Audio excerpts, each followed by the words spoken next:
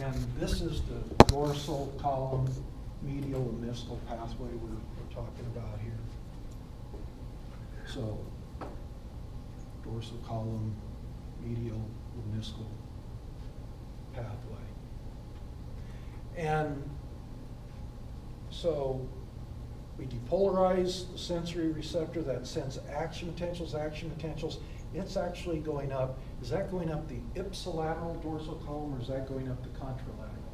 It's first ipsilateral. It's ipsilateral, same side, isn't it? That first order neuron, and the other way of calling that, that's the one with the degree sign, that first order neuron terminates here in the medulla. And it is going to activate a second order neuron. Boy, I'll see if I can draw anything that looks like a brain. That activates a second neuron right here that goes to the opposite side of the body and comes up here to an area of the brain called the thalamus. It's starting to look like a jack-o'-lantern.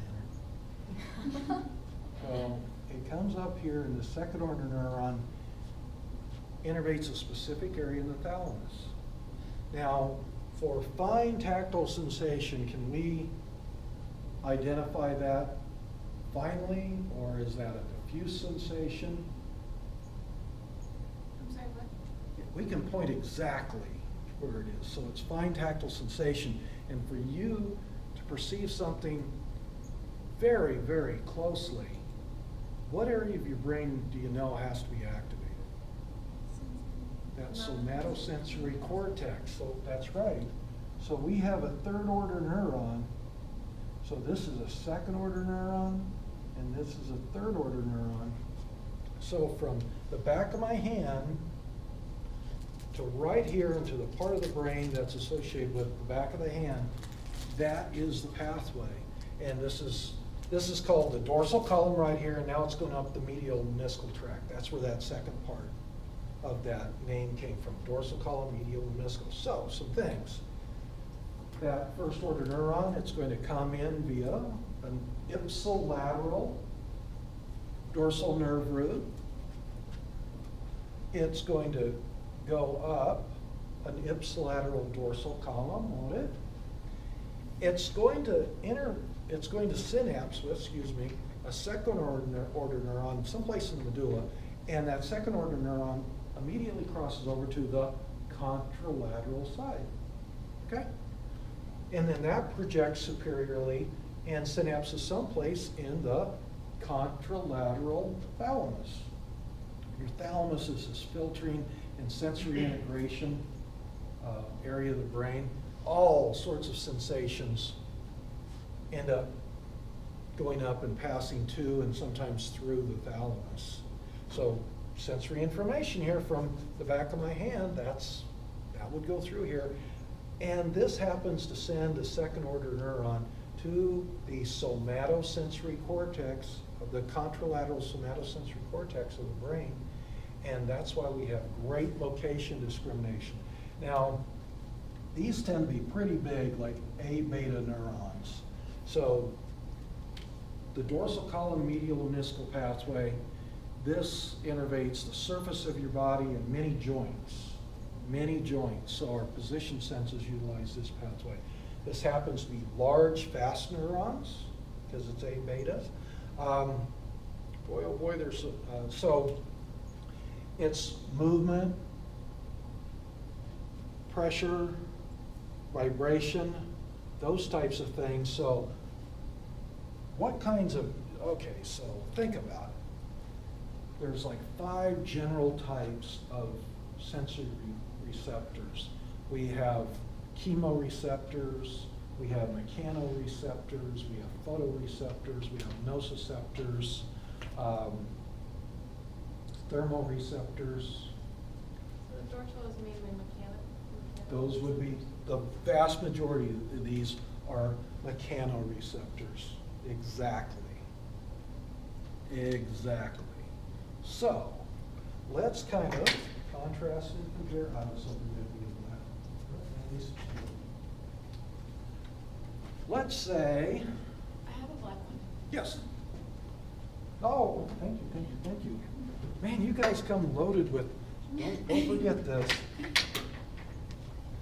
Let's say that we, instead of having somebody scratch the back of our hand or, poke with a needle or whatever, let's say something on the back of my hand is itchy, okay? So, what would that pathway look like? So, let's say we have a little itch going on here. And, yep, it's going to come in, that dorsal nerve root. Sensations come in via the dorsal nerve root. It's going to come in, and this is actually going to utilize a different sensory pathway. So here we just talked about going up the dorsal columns. This itch, tickle, pain, thermal sensation, crude tactile sensation, sexual sensations. What is the name of the ascending pathway they go on? Anterolateral. So that's the anterolateral spinal thalamic, spinal thalamic pathway. Excuse me. Dorsal column, medial meniscal, and anterolateral spinal thalamic pathway. Now this is kind of similar in that it's coming in the dorsal column. You wouldn't have to happen to know this, but it's C nerve fibers. So I'd tell you that. Are they faster or slower than A? Yeah, they're quite a bit slower than an A beta, aren't they? So here we have the anterior spinal thalamic tract. Here we have the lateral spinal thalamic tract. And a lot of authors just kind of make it look like that because it's really the same type of messages go up both of these. So, What do we need to know regarding those things? The anteroral and lateral, just know that they're there? that they operate together. Okay. That they operate together. That's what I would know. So we, every time we're referring to it, it'll be both anterior and lateral. If somebody says anterior spinal thalamic pathway, or they say lateral spinal thalamic pathway, or they say anterolateral spinal thalamic pathway, it's still the same type of information going up, but crude tactile sensation, sexual sensation, itch, tickle, the same thing. It's the same thing. So that's why a lot of people just make it look like one big pathway. But this second order neuron, and anatomically, Dr. Burden would, just give me a life for drawing it that way.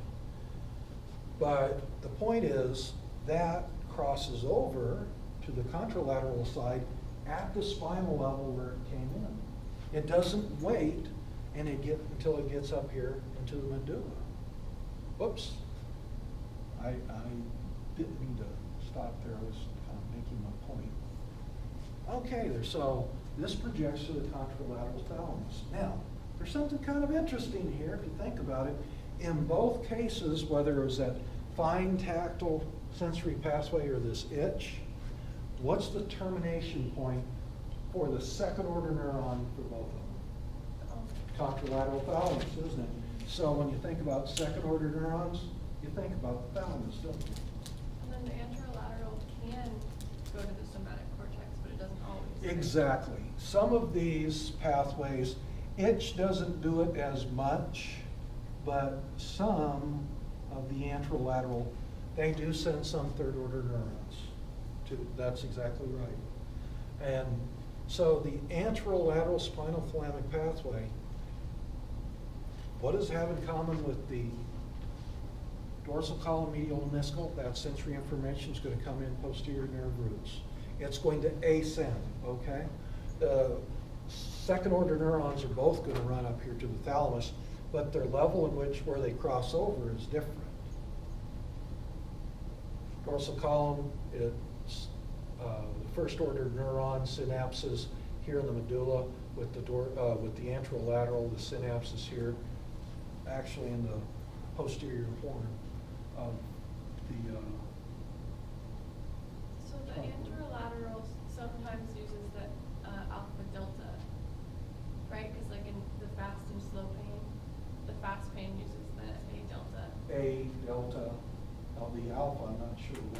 A delta. Okay, yeah, A delta, yeah. Yeah. Yeah, if we decided to go, okay, let's say that this instead of itch, so imagine, if you will, in this anterolateral spinal thalamic pathway, superhighway, there are tactile sensation lanes, there are thermosensation lanes going up, there's pain lanes in itch and tickle. So let's say, let's just kind of switch up here, and let's say that we're still at the surface of the skin, but in this case, rather than just rubbing the back of my hand like this, let's say we take a needle and you have to insert a needle to put an IV line in. That hurts a little bit, but it hurts. So let's say you activate nociceptors. Just as a general rule, on the surface of your body, in your skin, would you happen to have more unimodal nociceptors or more polymodal nociceptors? Somebody say it confidently. On the surface? On this, yeah, on the surface of your body. Oh. Do you tend to sense sharp pains, or do you tend to sense aches on the surface of your body? Give me a hint. Sharp. Sharp. So there's unimodal nociceptors and there's polymodal nociceptors. Which one is far more closely associated with sharp pain pathways? Unimodal. Yeah. So let's say we've activated, because on the surface of our skin, that's where you tend to have, surface of your skin and in your joints, that's where you happen to have a lot of those unimodal nociceptors. And what kind of a neuron are they associated with? You already told me. A deltas. A deltas. Okay? So it would have the same type of wiring. And oh yeah, fast pain does send a few fibers to the somatosensory cortex. It does. So if we're at the surface of the skin, you know, tactile sensation, boy, you perceive that very, very quickly. And with fine sensory discrimination, we're using the red line here. But if you remember, pain receptors are actually high threshold receptors. It takes quite a bit to activate. If I keep pinching my skin, at some point it's going to actually hurt. Okay, right there it hurts. I've just activated the unimodal nociceptor and activated this pathway right here. So the dorsal column, medial meniscal, is far more mechanoreceptive senses of what's going on at the surface of her body and in her joints. When we're talking about pain, fast pain or A delta mediated pain tends to be more associated with the surface of the body and in her joints, whereas slow pains are deep tissues and viscera. Deep tissues and viscera. So let me kind of go to a blue one. Let's say I have a bone, you know, when I can't do a bone bruise, but let's say a deep bruise in a muscle, had some type of really blunt trauma. I may have activated a polymodal nociceptor. They are sensitive to noxious mechanical perturbation. They are susceptible to really large temperature changes, so thermal sensation, but they're also sensitive to different chemical modulators. And if you suffer some blunt trauma, you very well may have some bleeding, cellular damage, cellular lysis, those types of things. You certainly, a day or two later, might have some inflammation going on in those deep tissues. Well, that'll activate those polymodal nociceptors. They are found on C fibers. It's going to go up very much the same way, but it's going to terminate here in the contralateral thalamus. Now, what is the name of the blue track? What is the name? So they're both going up the anterolateral spinal thalamic pathway. But that first one that we talked about, sticking a needle in the surface of the skin, ouch, sharp pain. They're both going up pain pathways, but what's the name of the tract that the fast pain's going up? Neo-spinal. Love it.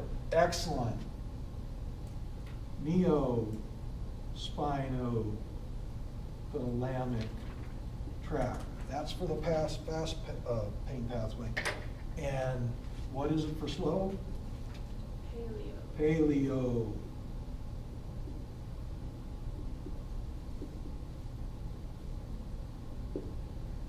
So, between the dorsal and the anterolateral, the dorsal is much more discriminatory of the specific region that you're feeling something, and then the anterolateral is more of an area. More of an area.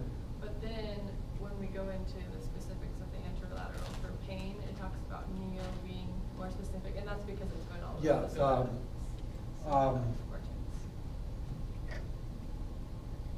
Dana had a perfect example of that.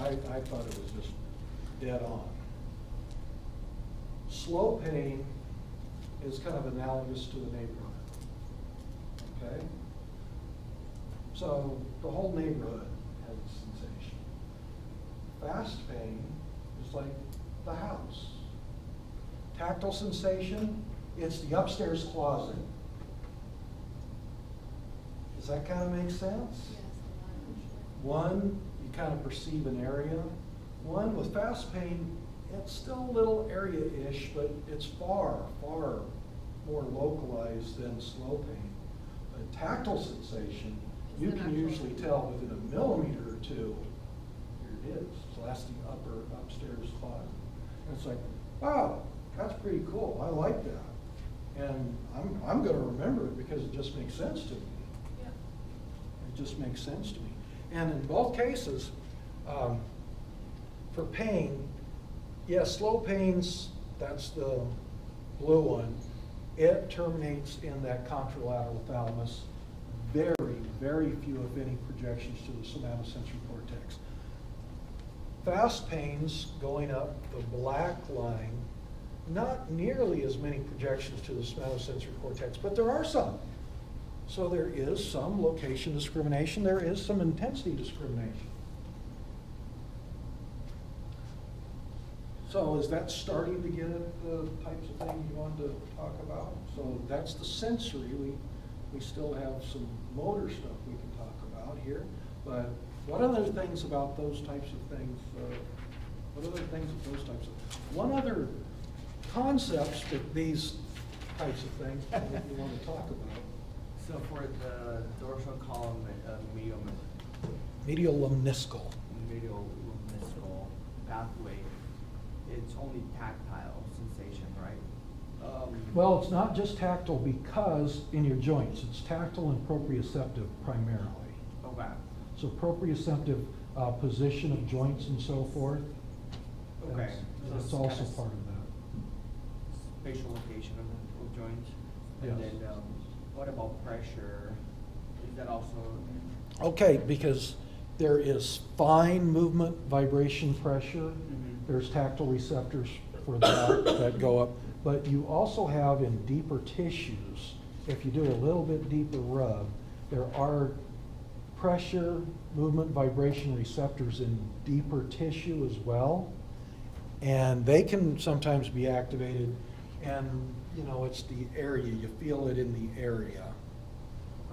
So if you look at what goes up the anterolateral spinal thalamic pathway, it says crude, tactile, movement, vibration, pressure.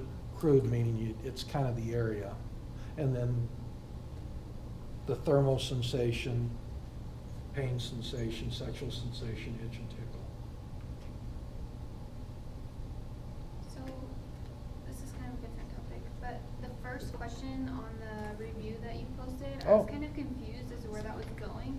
Okay. The neural arrangement above is utilized for the conduction of sensory receptor cell. Would it be both then, because these are Okay. all sensory? Where do you find nociceptors? you find them on free nerve endings. That's showing a sensory cell. And here's the free nerve ending right here. So, you know, you would, there's all sorts of things like the chemoreceptors and the photoreceptors that we generically talked about, and that 5 different types of sensory receptors. Many of those, and I showed you the picture that, think back, it's a picture that has a sensory cell versus just, you know, where are the sensory receptors? Sometimes the sensory receptors are on a sensory cell. Sometimes they're located directly on a free nerve ending.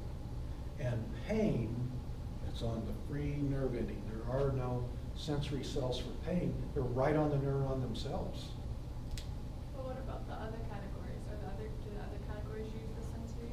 Well, it depends, and part of that I won't be able to ask you specific questions on because you'll get that later in this independent study. But photoreceptors are like that. A whole bunch of chemoreceptors are like that. Your taste, your olfactory.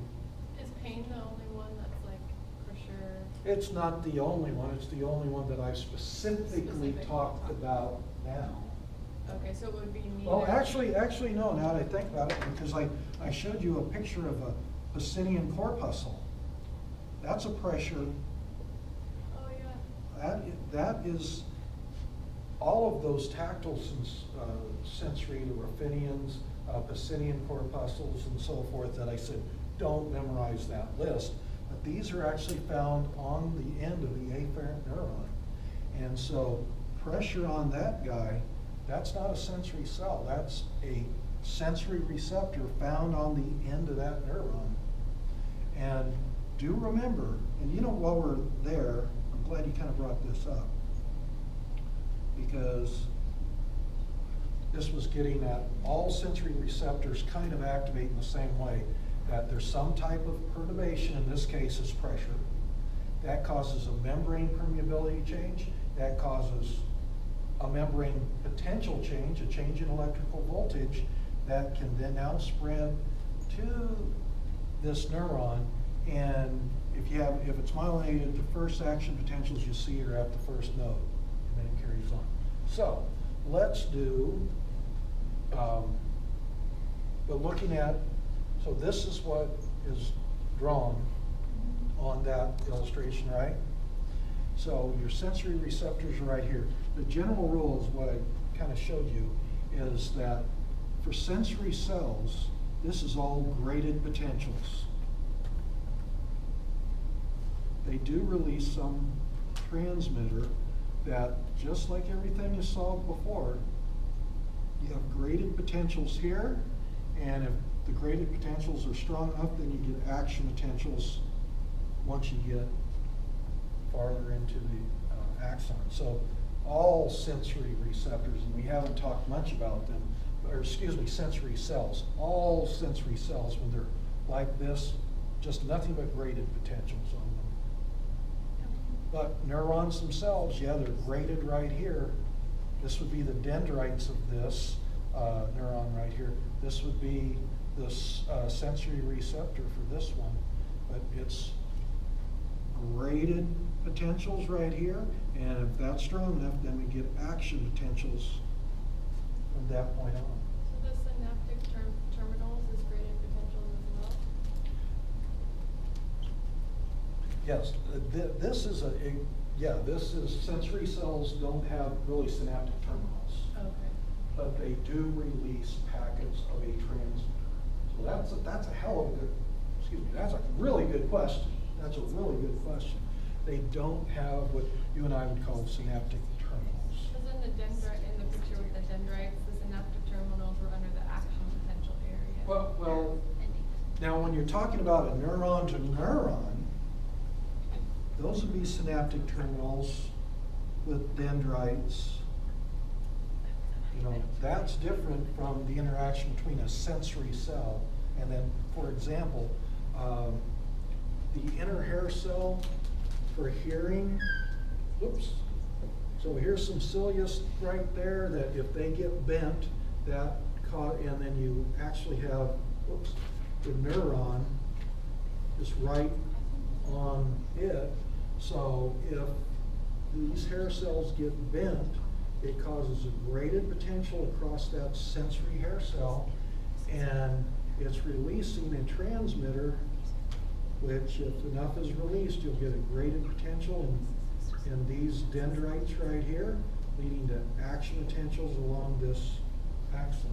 So with sensory receptors, it's always just graded potentials. And then the dendrites, where they come in contact with the sensory cell, dendrites have graded potentials, which if they drive the axon hillock to threshold, well, then you have action potentials. And it's not, even in sensory neurons, it's not a classic axon hillock. It's really the first node or just farther along that nerve fiber. So basically, for the neural arrangement above, it's Yes. utilized for the conduction of fast pain, slow pain, or both, or neither? It would be neither, right? You're Because- right. Okay. It Bingo. just skips the You know, sensory as long as you receptor. remember, nociceptors are found on free nerve endings when they have a sensory cell. Okay. You've got it. You've got it. Thank you. I've already been asked that twice. Okay. So don't think you're the only one to. If two people ask it, it means 40% of class, at least 40% of class have questions on it too.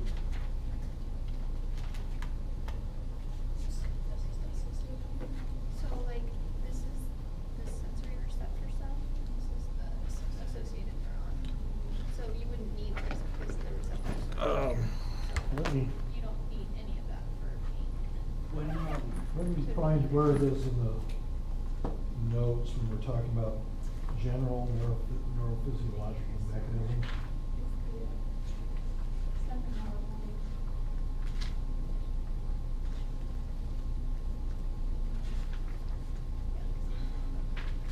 Okay, well, it's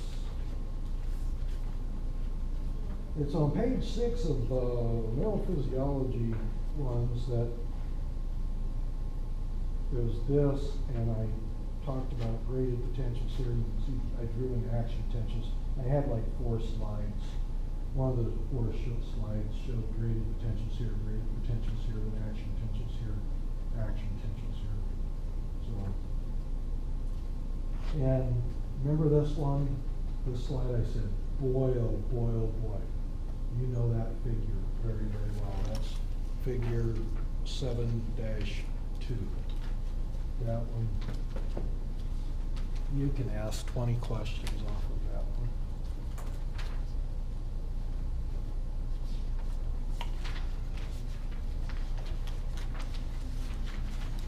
When will you be giving us the answer key to the? Never, Never? never. Okay. No, made that mistake before, won't do that. Grades plummeted when I've given out the answer key. I can give you the answer key after the exam, but not before. No, people go, there's the correct response, and don't see anything else. Made that mistake twice, won't do it again. Can we do a dissection like we did? Already been asked if we could do it next Friday. I'd be happy to do it Friday morning if you want to. I'll go over the correct answers then, Okay. but I won't give you a, no. Nope. Next Friday? I made that mistake, and the students paid that price, you know. Instead of an exam where you'd expect people to get an 84, it was about a 74, and I was like, whoa. It was actually, that was one of the rare times I actually used the same exam the next year. It's like, the only difference was they had the answer key. Well, I knew that was the end. It was dental hygiene students. Don't do that again. Okay, so we did sensory pathways. You want to look at motor pathways? The motor pathways is the brainstem and the corticospinal. Mhm. Yeah. Okay.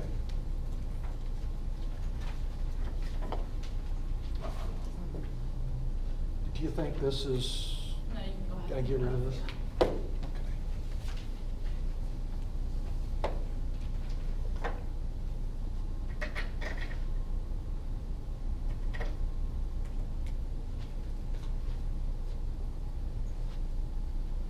am I gonna be drawing this and, I don't know what to draw.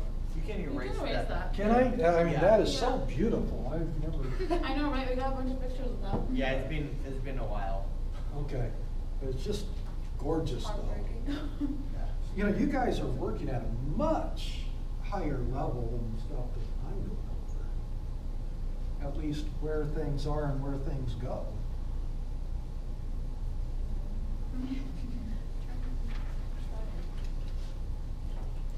Okay, so, once again, let's kind of do, believe it or not, brain, the best I can do. Here would be the medulla.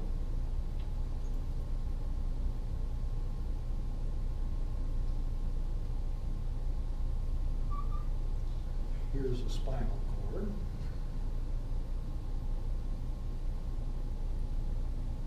That looks real good. Okay, so let's first talk about one that's really quite simple, but it gives us spine, finger, wrist, and hand movement. Very, very good dexterity. Remember the name of it? So we're talking about, now we're talking about efferent traffic. So we're talking about motor traffic. That's originating up here in the brain. It's going to activate motor neurons in the peripheral nervous system. So if we're talking about motor tracks from the brain going down the spinal cord, activating motor neurons that innervate skeletal muscle, which of these are we talking about? That one or that one? The somatic nervous system. We're talking about, in the peripheral nervous system, we're talking about the somatic nervous system. So, let's say you get the, let's look at, now we're looking at the brain from a side view. Here's the central sulcus, right? And we've got a ridge behind it, we've got a ridge in front of it. One of those, and you know, a ridge is called a gyrus. So there is a pre-central gyrus and there's a post-central gyrus, right? So if we're talking about activation of motor pathways to our hands and fingers, are we talking about more the pre-central gyrus or the post-central gyrus? Pre, that's right. Motors in the front, motors in the front. So let's say this happens to be the area of the primary motor cortex, which is in the pre-central gyrus, okay? That's about right here. So, let's say this neuron fires right here. And it's going to come down here into the medulla. Boy, now I need to draw two spinal cords.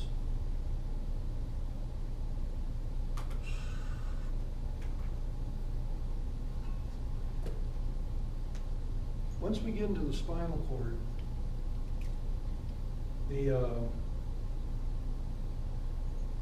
this pathway kind of has a decision. Something like 80% of these neurons cross over to the opposite side of the body and then pass down the lateral corticospinal tract. Okay. And that's where they're going to run. And down here, they're going to synapse with another, and I should draw it a little bit closer, it's actually anatomical. They're going to synapse with another neuron, and it's going to go out through the anterior motor neural root, or ventral nerve root means the same thing. That's going to go out to the muscles that control, you know, the hands, fingers, and wrist. Now, something like 80% of fibers go this way, but there are definitely other corticospinal tract that they pass down the anterior corticospinal tract. And what do? Their crossover is actually here at the level of the spinal cord, where they're activating that somatic nervous system neuron that's innervating the muscles that control the fingers, wrists, and hands. In the diagram with the notes, what's the difference between the gamma motor neuron and the alpha?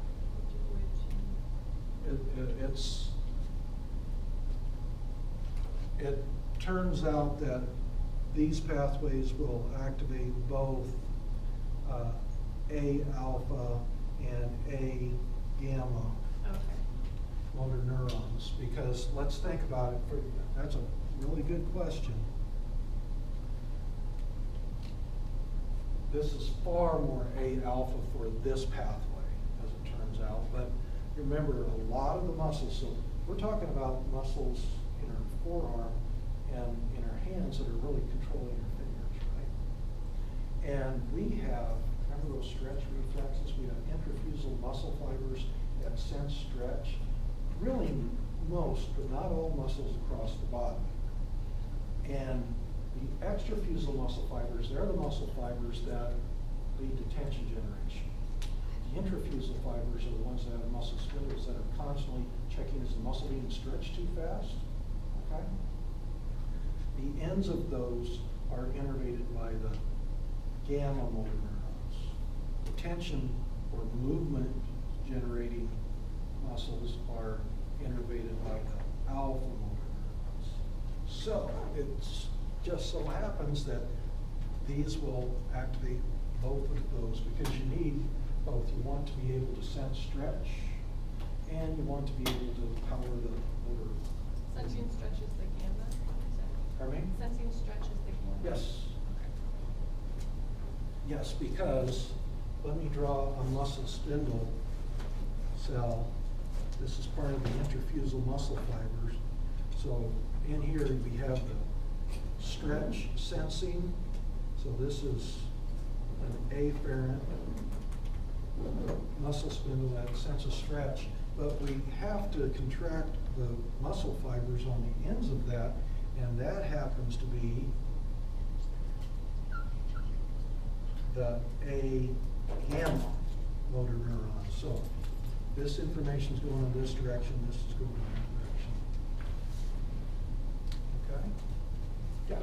So, sorry, I think I missed it, but can you explain again why is there a pathway that goes on the contralateral side? So why some of them Yeah. 80% crossover and 20% Yeah. cross? I have no clue. Okay.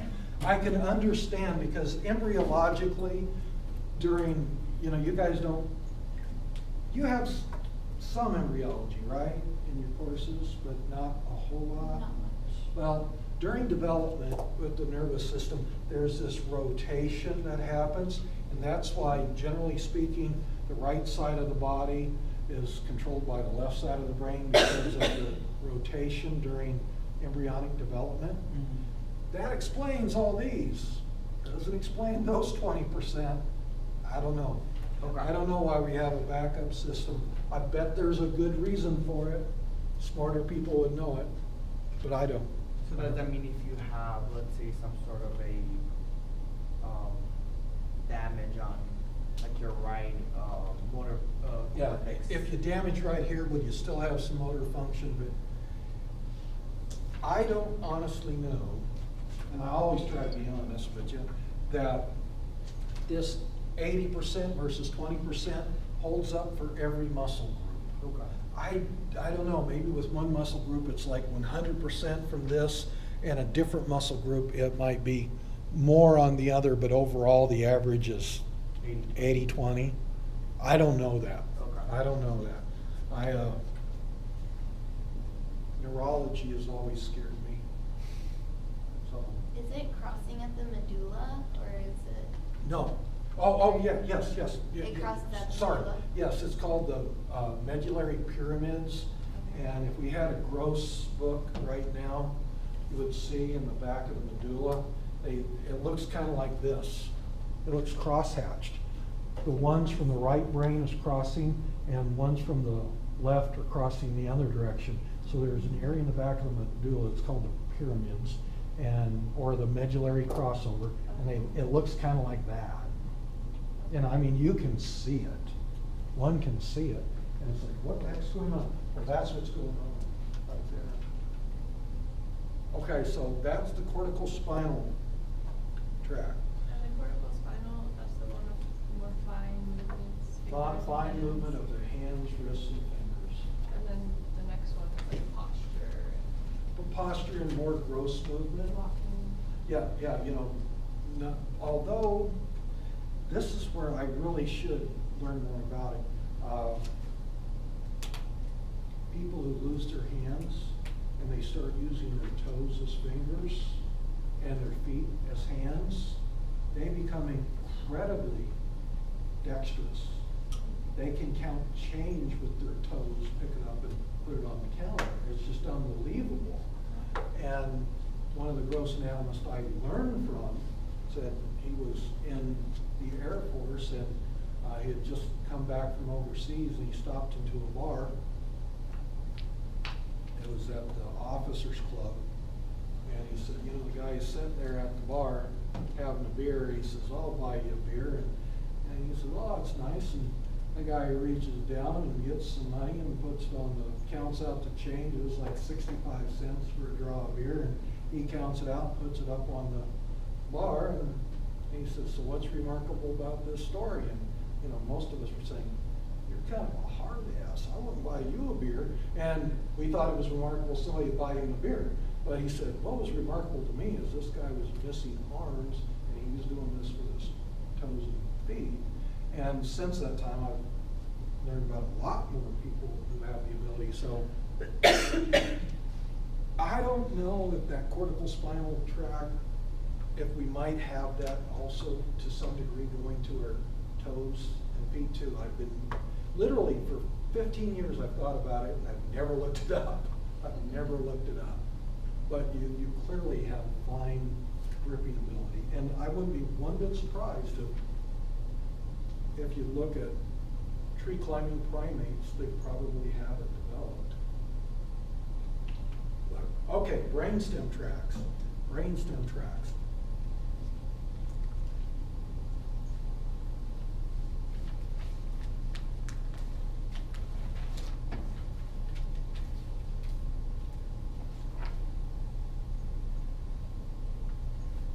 Okay, so how do I want to do this?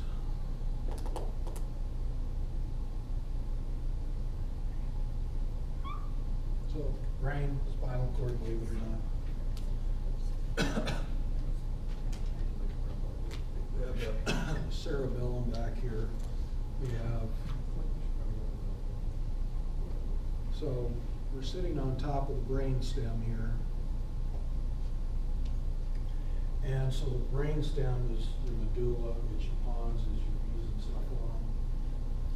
And there are other parts of your brain, like your basal ganglia here, and behind that you have the cerebellum. Okay. So the brainstem tracts, do you remember that horrible, complicated picture right here? Some of these get information from the cerebellum, some get information from something called the red nucleus, some get information from the basal nuclei, but here in the brainstem you have these centers, the rubrospinal thalamic tract. That's the one that gets information from something called the red nucleus. You have the vestibulospinal thalamic tract. Here in the brainstem, you have what's called the vestibular apparatus, where sight and inner ear information and joint information tells you about the balance and equilibrium of your body. Gives all the sensory input to tell you, okay, you're upright, you're not going to fall over, or you're in danger, have a muscle contraction to keep from falling down. And rubro-vestibulospinal, and help me, I'm blanking here. What's the third one? It's the third brainstem. Help me.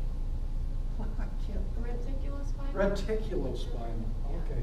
From the reticular formation. We've talked about the reticular formation for wakefulness and arousal center. Anyway, there's all these accessory muscle, motor areas from the brain that come down and talk to these specific tracts in the brainstem, and there are specific tracts, and you're not going to have to go, okay, this is where the rubrospinal neurons run through, this is where the vestibulo, this is where the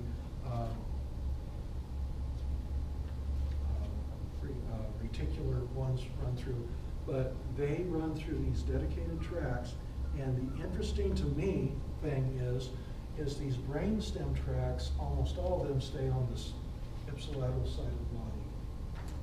So if this is the vestibular apparatus right here, this would be the vestibulospinal tract.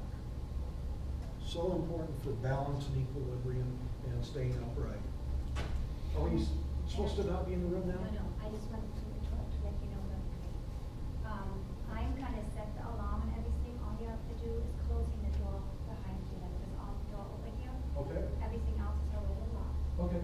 And the main entrance, I'm gonna lock right now, so if you guys can go out, Okay. but you can come back. Okay. Thank you. Thank you. Have a wonderful weekend. So, much like what we saw over here, yeah, we have a motor neuron going out to skeletal muscle via the anterior motor nerve, or anterior root. A lot of different ways of saying it. Both of these would be part of the somatic nervous system. Both would be releasing acetylcholine to control skeletal muscle contractions. Wow. I haven't really thought about asking that. That's simple and nice and elegant. But think about it. These brainstem, the type of neural centers we have in our brainstem are almost all, I'm sure 99.99% unconscious control of things. Things that are built into us that we don't have to think about, that our body just knows how to do it. It gets information from all these other motor areas and it kicks these off so we can have walking movements. We have gross movements of our arms. And yep, we have fine movements at the end of the arms, but you know, think about your arm.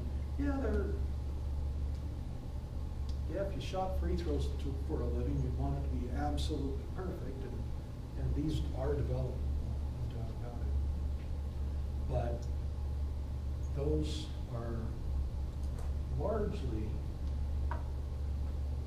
you can voluntarily control them from your cerebral cortex, but this is where it's unconscious. When I reach up to grab something, think about that. I don't think, contract this in my shoulder, contract this at my elbow, contract this at my wrist. It's just kind of automatic. That's because of those tracks. They're doing that, all that, so much of the work for me. So much of the work for me. Yeah, I'm turning this on voluntarily, but all the things to get there. Luckily, the nervous system's handling, you know, the hard part of figuring it all out. Because think about it, we don't go, we do it smooth.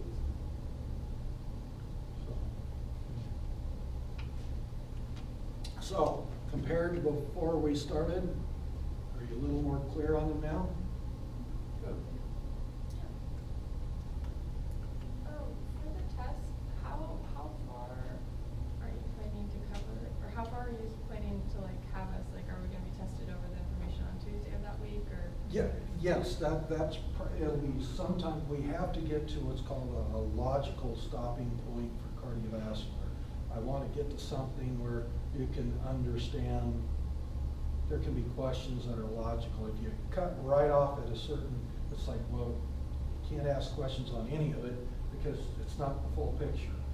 And looking ahead, my guess is it's going to be all, because our exam is a week from Tuesday, correct? On Thursday. It's not this week, it's the following on Thursday. Okay, yes, it's a week from the following Thursday. Yeah. Yes, so when I was looking at things, I thought, well, my guess is it's gonna be all of Tuesday, and I'm trying to figure out where the stopping point would be, but I guess it'd be someplace on Thursday, so you'd have at least a week with that material before the exam. But I don't know exactly conceptually where that's gonna be. Okay, but it's gonna be the cardiovascular. Cardiovascular will be on there, yeah. There might be a little cardiovascular that won't, but there's things with blood pressure control and cardiovascular disease entities that you can separate that out a little bit. And then another question on the cardiovascular, you know, there's that full page in the book with all the specifics for the heart that you said is really important for us to The know. chart? The chart. Which chart? That you said to study on our own, that you can't help us. Oh. Well, I mean, you can help us, but you want us to do So that. there's, For the blood components? it's just the heart, the diastolic system. with Oh, pressure the gradients. cardiac cycle. Cardiac cycle, yes. Cardiac cycle, That'd be yes. an easier way to Yes, put yes, that. yes. So for that chart, for the test, you want us to know that through and through? Cold, Cold. absolutely cold. That when you go home for Thanksgiving, your family can go, are you learning something at school? And you can go and you can draw out the cardiac cycle and they'll go, I'm amazed. Look what we raised. Brilliant. I will Yes. learn. Okay. Yes, cold. The sooner the better, absolutely by exam time. Okay. Absolutely by exam time. So are you But, gonna you give know, us? what we talked about, yesterday with looking at those simple line drawings of blood moving through the ventricles, if you were following that, all the cardiac cycle, that what's called the Wigger's diagram, is just graphical depictions of what's happening to pressures and volumes. So start with the simple first. Start with just the left side. Okay, that left atrium contracts, driving some blood out. Oh, the volume of blood in the left ventricle is increasing. Oh, we go through the QRS complex, and that causes that ventricle to contract. It's contracting from the bottom. And the pressure's going up in the ventricle. Now the pressure's high enough to pop open the aortic valve, and now blood is ejecting. So look at those simple illustrations of how blood is moving. And blood only, remember, you have to have depolarization, leading to muscle contraction, leading to pressure generation, leading to blood injection. And once you convince yourself that's what it is, then you'll look at the picture of the heart and go, okay, it's going to depolarize first, now it's going to contract, bottom up, that's going to pressurize the blood, that will lead to ejection. Okay, now look at the Wigger's diagram and go across. Okay, at this point, this is happening to ventricular volume, this is happening to ventricular pressure. Go a little bit farther. Okay, volume's going, pressure's going up, and the volume's going down. That means that aortic valve had to open, and it looks terrible and frightening, but over the years, easily 90% of the people master it, and they go, turns out it's simple. You just want it has to be this way. Once you learn it, you kind of go, it has to be this way. The ECG is signaling the muscle to contract. When the muscle is, so depolarization leading to contraction, that muscle's contracting. What's it doing? The pressure is now going, contraction leads to pressure generation. The pressure's going up. Pressure's going up. Well, that's causing a volume change. And if you truly understand what I'm saying, depolarization leads to contraction, leads to pressure generation, leads to blood ejection. All of a sudden, that diagram goes, well, of course it is. And then the only thing you need to put in is, okay, AV valves are open, aortic's closed. Okay, pressure's going up, AV valves closed, aortic's still closed. Okay, we're in isolated contraction now. Oh, now the pressure's so great that it really has those AV valves closed, but the aortic is now popped open. We're in rapid ejection phase. So the ECG volume and pressure curves are usually pretty easy to grasp. And students in the past, it's like, oh, I'm getting so confused about what valves are open and closed. That by far the easiest way to defeat this, and once again, Dr. Burden, boy, I'm sure I just absolutely horrify her with my anatomy.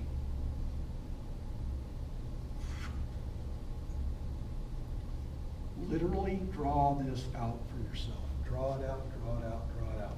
And just walk your mind through it. Draw the picture yourself. Draw the picture yourself. That, okay, once this starts, aortic valve is going to be closed because we have the back pressure of the blood right there. But when this is contracting in the bottom, pressure is going to start going up, and that's going to seat this valve. So not a surprise. That line on that graph goes up. And I'm serious, 90% of the students who work at this, they just get to the point of, why was I so freaked out about it? This is what it has to do. Polarization, contraction. Nobody ever told me that. This book shows that in there now. Depolarization, depolarization leads to contraction, leads to pressure generation, leads to ejection. And I remember 20 years ago with medical students and dental students, it was like, follow those four, and they just thought it was an epiphany. I said, no, that's what your body does. Finally, a textbook that shows something that's simple. Well, all textbooks have that, but they're so much better illustrated now than what they were 15 years ago. Dark ages still for textbooks as far as illustration.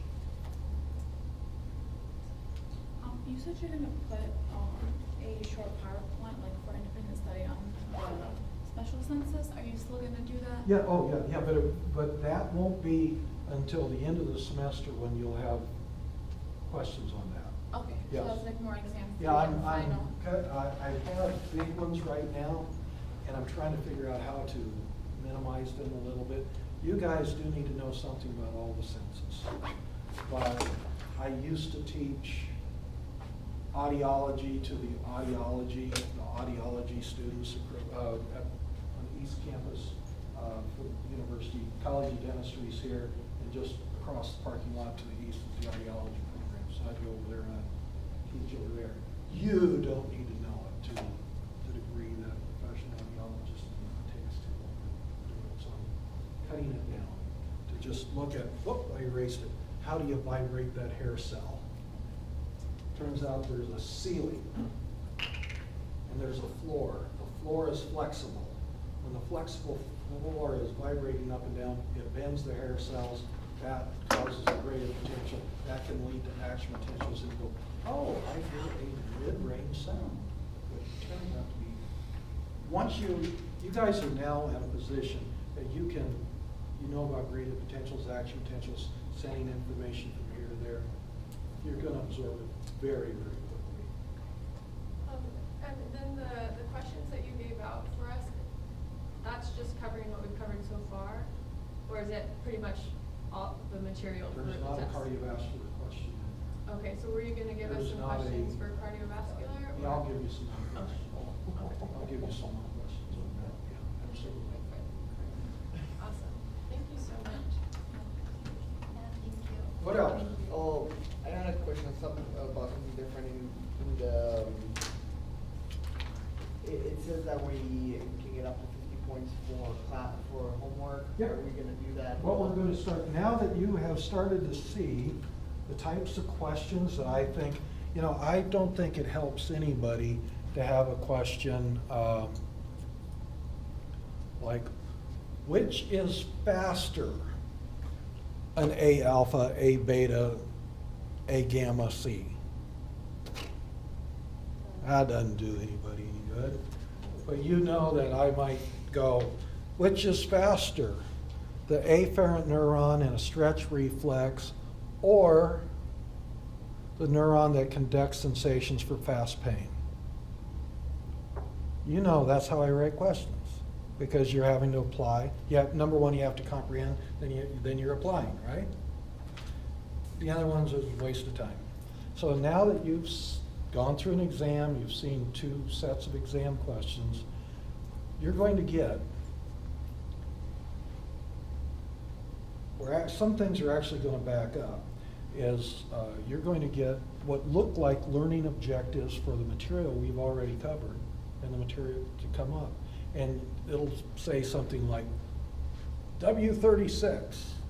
You might be W36 in this class, or the 36th person. That means that you need to write, the person who's number 36 has to write a question. And then it'll be R42. Erin might be 42. She needs to review that question and try to make it better. And then the writer will go, I like these suggestions, or I don't. Why? Make the question better. And so these are going to become the study questions. Now remember, at least 20% of the material on this upcoming exam will be Unit 1 material. At least 20%. You never have the option in a health science course to suddenly forget what you've learned before.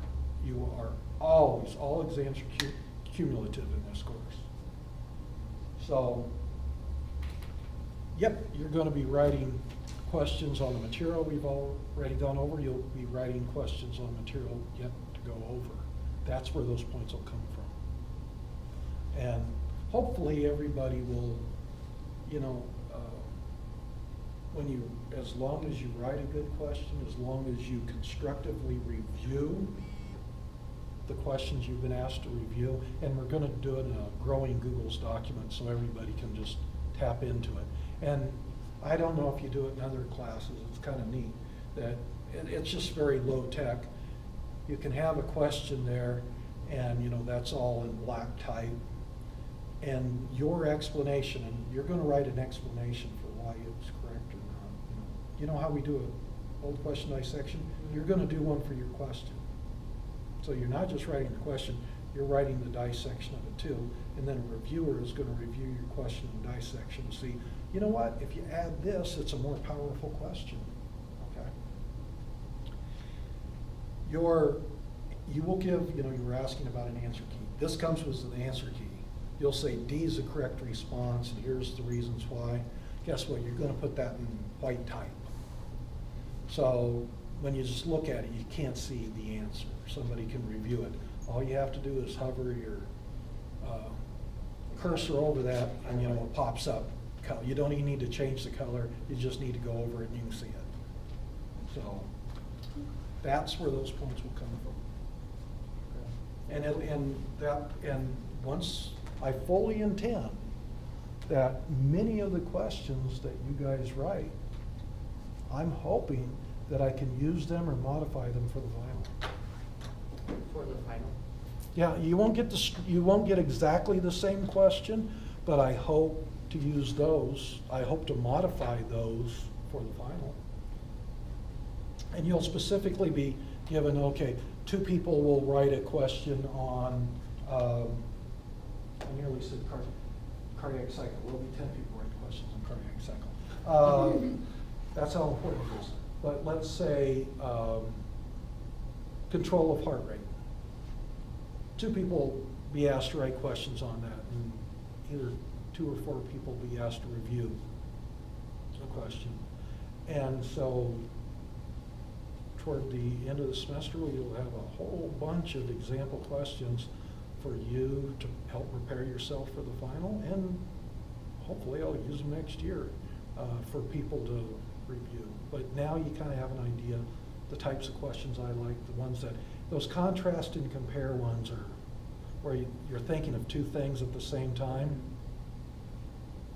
Those are much higher order cognitive questions.